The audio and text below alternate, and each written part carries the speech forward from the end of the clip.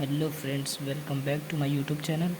आज हम class 10th का एक इम्पॉर्टेंट टॉपिक देखने वाले हैं जो बोर्ड एग्ज़ाम में हर बार पूछ देता है अक्सर। ठीक है, ज़्यादा बड़ा वीडियो भी नहीं होगा और आसानी से आप लोग समझ भी जाएंगे। देखिए, आपको दो समीकरण दिया होगा। ठीक है, अब पूछेगा कि इस समीकरण के कितने हल होंगे, मतलब अनंत हल है, इसका कोई हल नहीं है, क्या द्वितीय हल। आप लोगों को जो नहीं पता द्वितीय हल किसे कहते हैं तो पिछले वीडियो में बनाकर अपलोड कर दें और देख लीजिएगा। ठीक है, और द्वितीय हल आपको पता लग जाएगा। उसके बाद ये भी देख लीजिए, ये भी पता चल जाएगा। उसके बाद कोई हल नहीं होता, मैं वो भी इसी में कवर कर दूँगा, इसी वीडियो में। ठीक है, चलिए देखिए। देखिए, मान लीजिए कोई आपको समीकरण दे देता है। फर्स्ट समीकरण आपका है 9x + 3y + 12 = 0।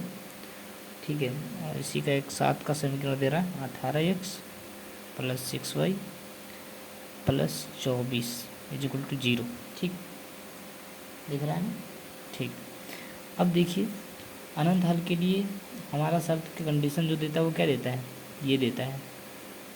ठीक, यानी a1/a2 = b1/b2 = c1/c2। नहीं समझ में आया? देखिए, a1 का मान a2 का मान रखेंगे, बराबर होना चाहिए b1 b2 के बराबर, और इसका भी मान c1 c2 के बराबर होना चाहिए।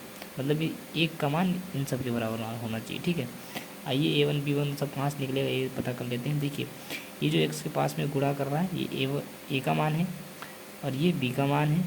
ठीक है, और ये आपका c का मान है। ठीक, तो a1 देखिए 1 इसलिए लगेगा कि पहले समीकरण से लग रहा है। ठीक है, तो 1 लगाएंगे, दूसरे समीकरण से निकालेंगे, दूसरे समीकरण से तो 2 लगाएंगे। ठीक है, a1 का मान 9 हो जाएगा, b1 का मान 3 हो जाएगा और c1 का मान 12 हो जाएगा। ये पहले समीकरण से लिए हम लोग, इसलिए हम 1 1 1 लगाए हैं। ठीक है, अब a2 लगाएंगे, दूसरे समीकरण से ले रहे हैं। ठीक है, दूसरा समीकरण हमारा ये है, पहला समीकरण ये है। ठीक, अब देखिए दूसरे समीकरण से a2 का मान यहाँ क्या है 18, अब b2 का मान यहाँ क्या है 6, c2 का मान यहाँ क्या है 24। ठीक, अब देखिए, अब आपको a1 b1 c1 का मान पता चल गया है, a2 b2 का c2 का भी मान पता चल गया है। अब आप पता कर सकते हैं कि इसका अनंत हल होगा कि नहीं होगा। ठीक, चलिए चेक करते हैं।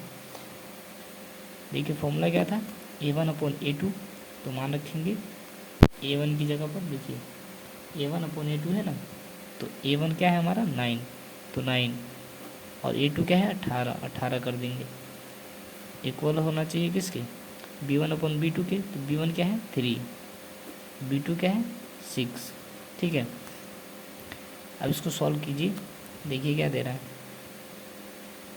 है। और यहाँ का जो हम कैंसिल कर रहे हैं तो 3 3 जा 9 और 3 6 जा, ठीक है, तो ये 3/6 जो है वो 3/6 के बराबर आ रहा है। ठीक, इसको जब हम कैंसिल करेंगे तो 3/6 आएगा, जो कि 3/6 के बराबर आ रहा है। अब हम देखेंगे कि b मतलब जो ये मान है वो c1 और c2 के बराबर है या नहीं है। ठीक है, तो ये चेक करते हैं, b1 b2, ये देखिए, इसी को हम चेक कर लेंगे एक बार c1 c2 की जगह पर रखकर। तो b1 क्या है 3/6 और c1 c2 क्या है, देखिए c1 12 है और c2 क्या है 24, ये भी कैंसिल हो जाएगा, 12 कम 12 12 24। ठीक, तो 3/6 और बराबर हो जाएगा क्या, 12 कम 12 12 दूनी 24, ये भी देखिए कैंसिल हो रहा है, 3 1 3 और 3 2 6। ठीक है, तो 1/2 1/2 आ रहा है। ठीक, यहाँ भी आप चाहेंगे तो कैंसिल कर सकते हैं, कोई दिक्कत नहीं होगा। ठीक, वही आ जाएगा 1/2 ही।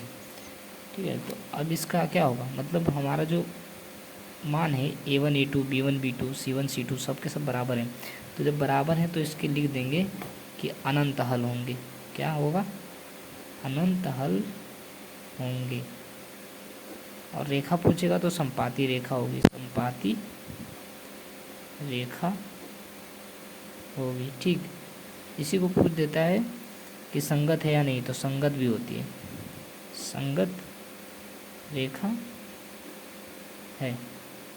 ठीक, और अगर जो बराबर नहीं होता तो असंगत रेखा होता है। ठीक है, thank you for watching video. आपको पता चल गया होगा। अच्छा देखिए, आपको वो एक मैं नहीं बताया, वो भी बता देते हैं। कब कोई भी हल नहीं होगा, देखिए एक तो ये अनंत हल होगा, दूसरे में हम बता चुके हैं कि अद्वितीय हल होगा। कब कोई हल नहीं होता है, जब a1/a2 बराबर होगा b1/b2 के, लेकिन ये दोनों तो बराबर होंगे, लेकिन c1/c2 ये आपका बराबर नहीं होगा। ठीक, यहाँ दोनों तो सब बराबर हो जाएंगे, लेकिन ये c1 c2 जो होगा ना, इन दोनों के बराबर नहीं आएगा। तब आपका हो जाएगा कि कोई हल नहीं होगा, कोई हल नहीं होगा। और इसी को लिख देते हैं समांतर, समांतर रेखा या फिर असंगत रेखा, असंगत रेखा। ठीक, आपको सारी इम्पोर्टेंट वीडियो जो हैं प्ले लिस्ट में क्लास 10th के नाम से मिल जाएगी, उसी में सारा मिल जाएगा वीडियो। ठीक है, उसमें आप इम्पोर्टेंट जो क्वेश्चन होते हैं वही करवाए जाते हैं, आप देख सकते हैं। ठीक।